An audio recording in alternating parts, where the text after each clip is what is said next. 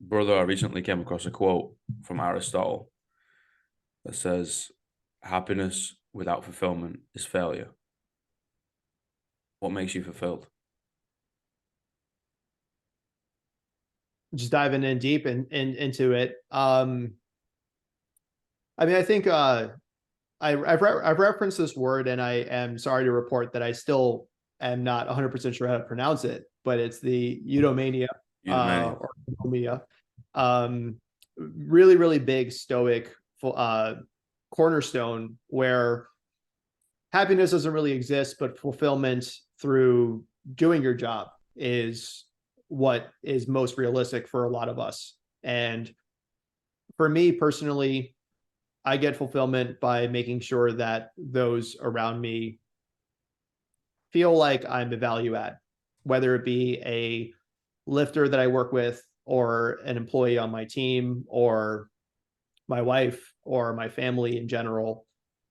I really just feel most fulfilled when I am helping them or making them be better and making them be as happy as possible. A very large role that I play as a coach and also across the board, whether it be coach, friend, husband, things of that nature, is that I'm a consistent rock. I am always the same. I have a very similar sentiment every single time that someone interacts with me. And I pride myself on being consistent, pride myself on staying on top of my deliverables. And I think that that brings me a very large amount of fulfillment. I think that that's probably a very lowball answer, but just simply experiencing life and being able to have more control more than most in terms of what I choose to do with my time and how I make my money and how I manage my relationships. I'm extremely lucky to be in a point where my friends know that I'm quite introverted and I might not be the person texting them every single day. My lifters know that I'm a very particular person and I'm not accessible 100% of the way. But the trade off here is that I'll always be there for you when it matters, and I'll always be consistent in terms of my output with that person. And so being able to understand and be grateful that my life is pretty set towards everything I could ever ask for, while also staying on top of it and making sure that I'm always paying it forward and showing gratitude and showing that positive value add to my stakeholders, I like to call them. Um, that's what gives you the most fulfillment. Also, on top of that, Call of Duty, also at the same time. I'm a pretty big gamer, and so I don't know. I feel like my life is pretty. On the outside, it's boring in the sense that I work a lot and I am to myself a lot, and I don't really share a lot. And that's one thing I'm trying to fix with respect to my Instagram presence and stuff like that. But in my head and on a day-to-day basis, I feel lucky and I feel that I did a good job most of the time. And that's largely what fulfills me. Discipline is freedom, right? I'd say so, because you're given a specific lane. And I find that a lot of people take their own lane for granted, and they look at someone else either within their own profession or in their community, and they're like, oh, I wish I had that, or I wish I could do that. Right. And that just tends to really muddy the waters in terms of how happy your own garden is going and living for other people. And we always want to gain the perspective or gain the enjoyment of what other people go through, but we never want to go for the trade-off of the bad stuff that they go through or the things that they go through that you might not necessarily be personally equipped to do. Yeah. And so, yeah, I mean, staying disciplined in terms of your own lane and trying to embetter your own lane, absolutely a better way to go than trying to strive for the perks that other people have or the legs up that, or perceived legs up that other people have. You reference yourself as a rock. How does the rock stay consistent?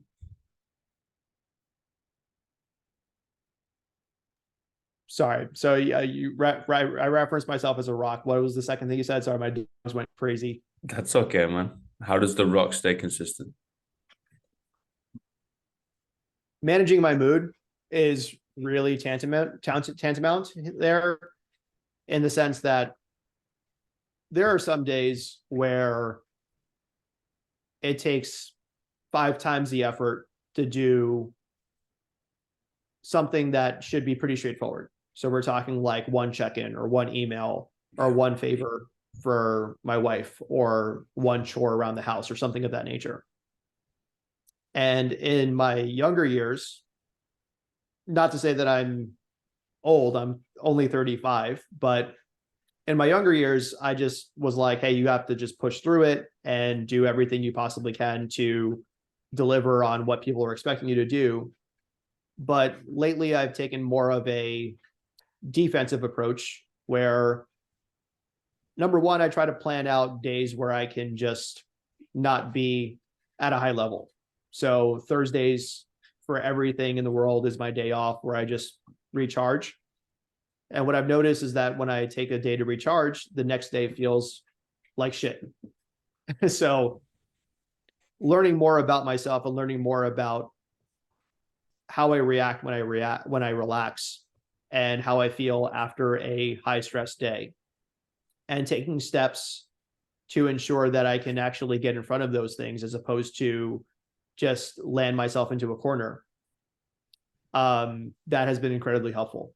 So also managing expectations, like when I started checking and I'm not feeling 100%, just being like, hey, like today's not a great day. Like we talked about this in the last call, where today's not the best day for me, but I'm doing the best I can. And next week I'll be better. And also like on days where I just feel like I just have so much inertia to break through. That's when I'm more comfortable nowadays lately than being like, hey, instead of forcing the issue, let me just tell everybody, hey, you're going to get your responses tomorrow. Or, hey, just letting you know I'm not ignoring you, but you'll get your feedback tomorrow. And that has been incredibly helpful with making sure that I'm setting myself up for days where I feel prepared to get through a ton of work or prepared to get through a lot at home. So making sure people know where I'm at, communicating proactively, and being in touch with myself, and also trying to figure out where that negative feeling is coming from, because usually it's from me being hyperfixated on one bad thing while everything else is going great. And I've noticed that on days where I don't go to the gym, I feel precipitously worse mentally. And on days that I don't go to the gym, I try to get some sunlight, try to take the dogs for a WALK. I can't say the full word or else I'll lose it again. And just trying to be active and trying to do something positive for my health before I jump into my professional stuff. All of those have been incredibly helpful. I think it's a beautiful thing to hear coming from your mouth, mate. Like people will see from the outside of like, oh, you're managing all these athletes, you're working full time from your desk, from home, which means, you can work 24/7 if you really wanted to. We can extract this from the fitness scene and stick it into whatever you want, accountancy, right? And it's the same, right? You've just got a desk and a laptop and a Wi-Fi connection, and bingo, there you go. You don't even need to sort your bed head out. You can roll out of bed still with a blanket over you and get to work. And I think that's a beautiful thing to hear from someone who seems like they have a lot of responsibility on their shoulders. What I mean by what people can hear from you is communicating the expectation and communicating that, hey, I'm running at a 5 out of 10 today. You're going to get my 5 out of 10 effort because that's what I'm running with. So you're going to get 100% of that. And tomorrow we're gonna figure out what we got then. But next week we'll sure as shit be better, And I think a lot of coaches, specifically, we can speak for them. We're in that industry. We fall into that rabbit hole of like, no, no, no, no, no. I have to like burn the bridge constantly and torch the candle at both ends and keep going. And always provide a stellar service. And part of me, the purist in me, will say, yes, you do have to still provide the stellar service. You're in a service-based industry, but at the same time, we're dealing with people. And if we're expecting people on the other end of the call, the other end of the program, the other end of, the barbell to be able to auto-regulate, then we need to be able to do the same and walk that walk as well. Absolutely. I mean, I'm a very big fan of the grinding aspect of coaching and the grind set mentality that a lot of coaches have. But also at the same time, you have to go with what you have, and you also have to go with what you know, or go with what you're built to do, right? I am someone that can grind pretty hard for a long period of time, not get bored. And I feel like that's a superpower. Yeah. And that's also what's been able to get me to a point where I'm managing all these athletes and staying on top of everything. And I enjoy doing it. And I think that for other coaches where they need more variety in their day and they need more breaks throughout the day, I find that a lot of coaches will look at other coaches like myself that will enjoy the grind and to a degree boast about how good they're grinding or how busy they are. But I never expect that from another coach. I never expect that from another athlete because it just simply works for me. And so what works for me just simply may be chaos to another coach or another professional. Yeah. I always kind of fall back to this saying that what is chaos to a fly is serenity to a spider. It really just more so matters in terms of how self-aware you are and what you personally want to see out of your profession, whether it be coaching or otherwise. Having a little bit of self-awareness and knowing where your strengths are and really pandering to those strengths, as opposed to constantly trying to focus on your weaknesses, establishes a really great workflow, establishes great expectations from other people that you're working with. And I find that one of the biggest, most important things that a lot of coaches can really develop for themselves is just looking more inward as opposed to outward, trying to learn more about themselves, trying to learn more about where their strengths really are, and selling those strengths as opposed to trying to catch up or trying to mimic the workflow of another professional. Yeah, I couldn't agree more, man. I really couldn't. And I think those individuals out there that might look at, I don't want to use the term hate, but be like, oh, look at you, you're boasting about, how much you work, or this is unsustainable, or I don't know, you're trying to say everybody should be working 16 hours a day all the time. It's like, no, no, no. Like, you've not got any admiration for it. It might not work for you, but it's going to work for you, Sean. That won't work for me.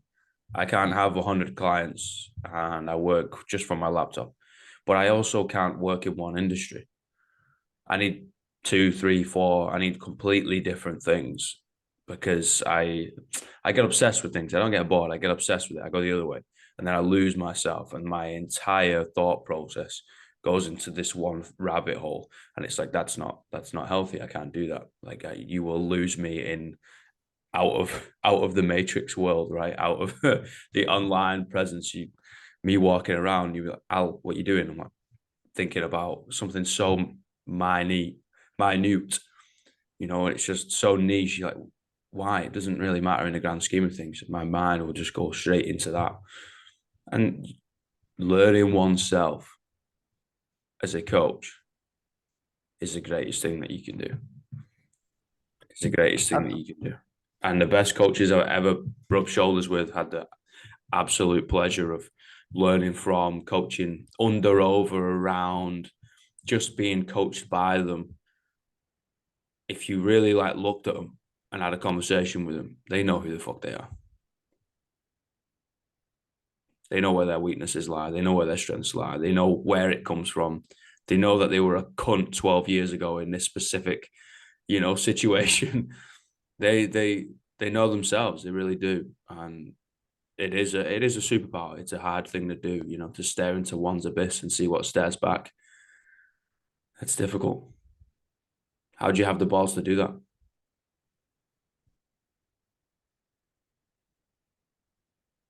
It's a good question. I mean,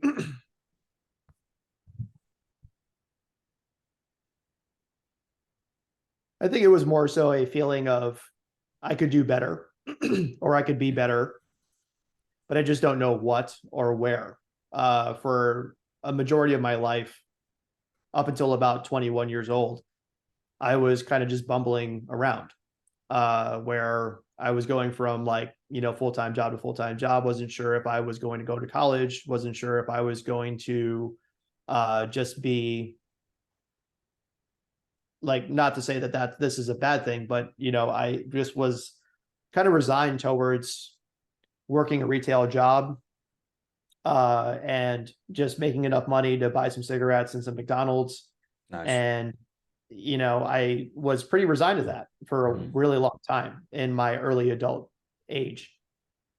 And I always knew that I could be a better person and I knew I could find my calling. But I think it just mattered in terms of hitting rock bottom and just getting to a point where I wasn't happy with myself. And when you get to that 18 to 21 age, you get less people around you telling you what you should be doing or what you should be trying. And the older you get, the more people don't give a fuck about you. And so thought it was more so on me to see what I was most interested in. And it took a lot of negative experiences where I had a rough relationship with my family because I was raised by my Japanese side. And of course, not doing well in school and not getting a corporate job is almost akin to you murdering somebody. And everything that they were like, hey, you should do this, and you should be this, just never really jive with me. And so I was always more of a rebellious person and more of a, hey, I'm just going to be a loser because I'm getting back at you, or I'm gonna just do my own thing and live in a tent or something of that nature. Not to say that I ever did that, but I was prepared to go down that route. And then I got to a point where, I suffered a major heartbreak. I wasn't really going anywhere special from a professional or social perspective.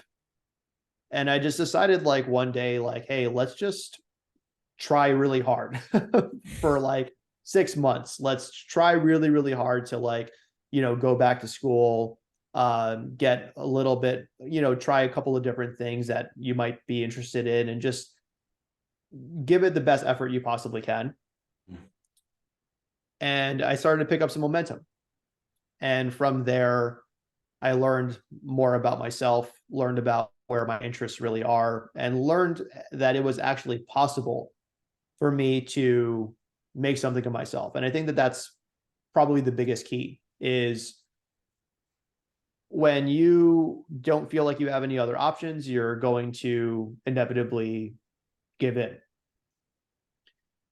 When you get that level of hope that there's something greater for you or that there's something more beneficial for you down the line, that's going to give you enough fire to push yourself for many years to come. Yeah. And I think I was just mainly thankful that I gave myself a shot as opposed to resigning really early on and going down the path that I was going.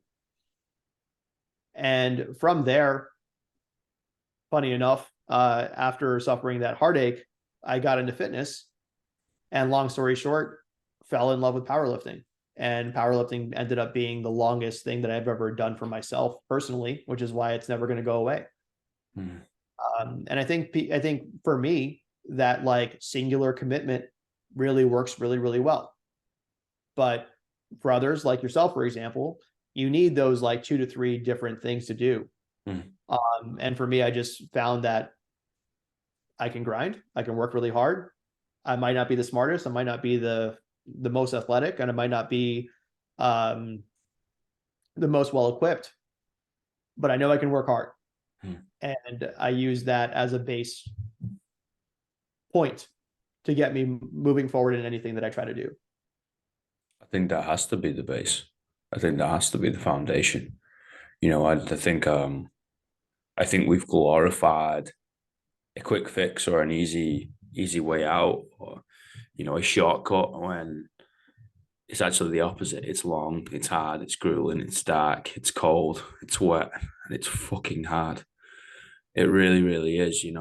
It's the whole quote of, you only have to be right once, but you don't see all the no's. You don't see all the wrongdoings, the failures, the fuck ups, the trip ups, the wrong path or the right path, but just continuously beating that drum. And eventually you become a 30-year overnight sensation. Eventually you end up getting your quote unquote breakthrough. But you've done all the work previous. It is the building upon all that work over time, long ass time, just continuously digging those holes, continuously getting up. It's fucking hard, man. Like, I think we need to do a better job of conveying that, but also do a better job of like, well, this is it. But how are you going to get yourself through that? Where is your small wins every single day? Where is those short-term goals? And I'm talking short-term goals. Sometimes it's, I need to get this thing ticked off of my to-do list in the next 30 minutes. And that's a short-term goal, right? Because eventually you're going to end up somewhere. But it's fucking hard. Could not have said it better myself, man. I mean, that's why sometimes I like to play chicken with my lifters, right? Where they're like, oh, like I didn't PR as easily this cycle around as I did the previous cycle. And I'm like, yeah, like sometimes I'll go 6 months to a year without anything really adding up. But those 6 months to a year where I didn't actually hit a PR, I might have gotten better habits. I Yeah. might have learned something about myself. I might have improved the quality of my movement. And especially the longer you go with anything, whether it be powerlifting or literally anything, the more it takes 100% of your effort to just simply move the needle by 1%. So athletes that I coach, they, I think Instagram has a very large part of it where they see lifters, that one lifter that can easily move like 100 kilos heavier than they ever did. Mm. And then they'll base their entire personality on trying to get there in the fastest way possible. Mm. And all that ever ends up doing is burning them out and getting themselves injured and taking away the true happiness, in my opinion. And that is seeing your own lane get better. And, if you personally improved yourself and you personally had those small wins and you know that they're going to add up to a bigger win down the line, why lose that main character status by just simply throwing in the towel or not wanting to grind to that just because someone got it faster than you or someone did it earlier than you did? And I think that comparison has really robbed people of their joy of their own progress. I mean, I know I'm not going to be the number one power lifter in the world, but I'm going to be happy dying trying. Yeah, I think from an outsider's perspective, they lose the spiritual journey that we embark upon when we touch that barbell. Like me and Mrs. were in the gym a couple of days ago, and we were squatting, right, and she was going relatively heavy. She was doing fours, and I was just like, right, it's time to turn it on, and we we started getting in a conversation. I was like, well, every time I step underneath a barbell, I'm thinking, fuck you. And it's not fuck you in front of me. It's fuck you to myself, but it's not in a self-hatred way. It's the part of your brain that wants to limit you. It's the part of your brain that was complacent 20 years ago, 50 years ago, 5 minutes ago, who wants to just sit around, laze around, be a fucking piece of shit. You know, it's all that type of stuff. It's you and you, man. It really is. And you've got to apply the enough weight on the barbell where you have to solely focus on I gotta sit my ass down and I gotta get my ass back up because this barbell wants to break me. It is a hard object. The floor is a hard object. We are soft objects. Logic dictates that that soft object is going to break. It's probably not wise to get in between them, but we do anyway, you know, and it's that mental and spiritual journey. I think that is the biggest thing that has taught me from the barbell. Yeah, okay, bone density, you feel better, you know, you look better, you move better. Yeah, whatever. Like, I think that's all secondary. It's the lessons that you learn upstairs, man. And oh, okay, cool. Like to the point in which you can grind out a squat, a deadlift, a bench press, an overhead press, a fucking pull up. It doesn't matter. And your hearing goes for a split second Yeah. because you are grinding it out and you're able to force yourself through that. Oh, okay. Maybe I'm a little bit tougher and a little bit more resilient than I once thought, you know. Maybe I can walk into that room and not take the boss's shit. Maybe I can do this thing and I can step outside, even though I got a shit wicked load of social anxiety. You know, you prove your own competence and you end up developing that confidence. Yeah, no, absolutely. I mean, I think the more that you can prove that worst side of you wrong, the Mm. more that every single time you do that, you just minimize it even more Yeah. as time goes on, right? And like that voice inside of you that's like, hey, you can't do this, or you shouldn't do this, or you should just give up. The more you can prove it wrong, the more it really opens up a million different infinite possibilities for you moving forward. And I could not have said it better. I do think that the more that you minimize that self-doubt and the more that you prove yourself wrong, and going back to your point about you're not really self-hating, you're more so trying to battle against the part that is maybe more toxic for you or more less resilient, and also more comfortable with just simply kicking back on the couch and having a beer. The more you can just try to kill as much as that as you possibly can, the easier it's going to be for you in other endeavors for sure. Mm. And you're not wrong about that spiritual journey, man. I am a way better person and a way more mature person with way better habits and way more self-awareness, like we talked about, just be simply from picking up the barbell and getting stronger and doing something that's hard. You know, and you know, going back to the comparison thing, I know I'm not going to be number one, but going from where I started to where I am now, everything is like a brand new experience for me. I never thought that I would ever be squatting over 400 pounds back when I was like 18 years old. Never thought that I would be climbing up and doing like national competitions. So everything that I'm experiencing now, as I'm getting closer to like the peak age of powerlifting, is just a brand new welcomed experience that is brought to me by the work that I did previously, by the times that I refused to give in, by the times that I proved myself wrong. I'm just now, 10 years later, reaping those rewards. And kind of goes back to that meme of like the person mining and they quit right at the very, very edge of the diamond. I think a lot of people do that. And a lot of people never really fully self-actualize in what they actually spend their time doing. And that's got to be the most tragic thing. And I'm just lucky enough to know that powerlifting is my thing, Mm. and to know that I'm going to do it until the wheels fall off and see how far I can get. And I think ultimately everyone deserves that chance and needs to take that chance in terms of dedicating themselves completely to something that they can see themselves doing until they're no more. Mm.